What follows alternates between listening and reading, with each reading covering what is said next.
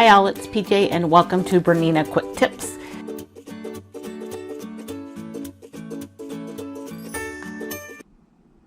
I have my fusible thread sitting on the table here, and then I have it going up through the telescoping guide along with my lower looper. And then from here, it just comes down and goes into the lower looper, both of the threads.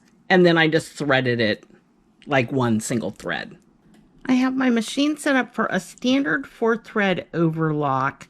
I've made a couple adjustments. I have only my right needle in, even though I have it set for 4-thread, really we're doing 3-thread. I've adjusted my upper looper and lower looper tensions to 3.0. I've changed my stitch length to 4.0. And I have in my 16S foot. I have my parts taped onto my zipper. I've just used a little tiny piece of the by Annie's tape, and I have it running lengthwise to my seam. That's just to help keep things in place. And I've thrown a little clip in just the middle. So I have my fabrics right sides together to my zipper. I'm going to open my zipper. You want a zipper longer than your fabric because you need to avoid the metal ends here and here. I'm going to unzip this.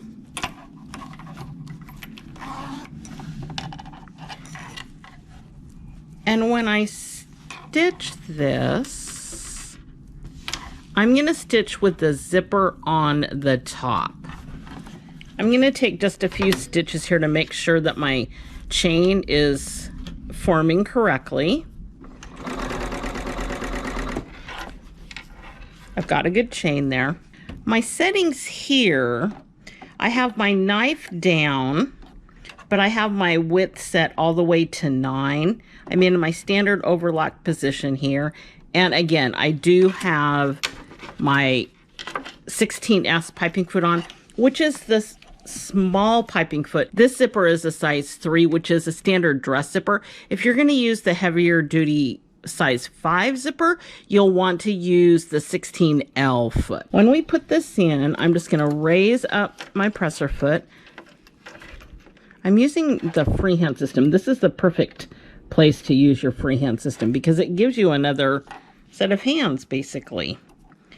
I'm going to start stitching right here, right at the edge of my fabric, and the teeth of my zipper are riding in the groove for the piping. I'm just going to start slowly, and I'm going to gently hang on to all of this in the back just to make sure that we start stitching correctly. Once that's caught, I'll take that little clip out that was just kind of helping hold the midway point and just finish stitching. I should explain why I lowered the tensions here. These stitches are actually going farther out than what the width of the stitch actually is. So to allow enough thread to cover that completely, by lowering that tension, it will allow more thread to flow through that's taken up by that width. When I get down here to the end, I'm going to stop stitching right at the end. I'm going to lift up my foot and just gently pivot that off and then stitch off.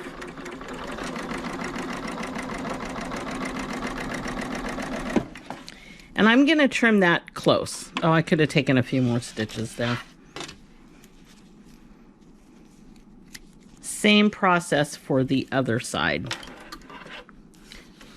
I'm going to put that so that my needle is starting at the edge of the fabric.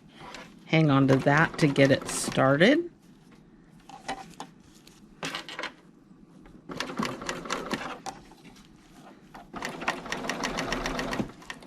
And then just stitch the rest of the seam.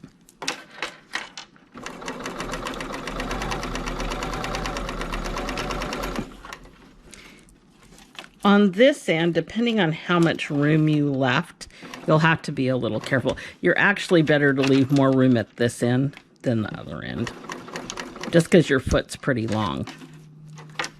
And you're just going to stitch to the end of that, lift up, gently pivot off, and then just stitch off. When you close your zipper, this is what you should have. What I like to do is just finger press this to get it going in the correct direction, and then press that with the iron. And this is your feasible thread that will hold that in place. That's it for this quick tip. We'll see you next time. Thanks.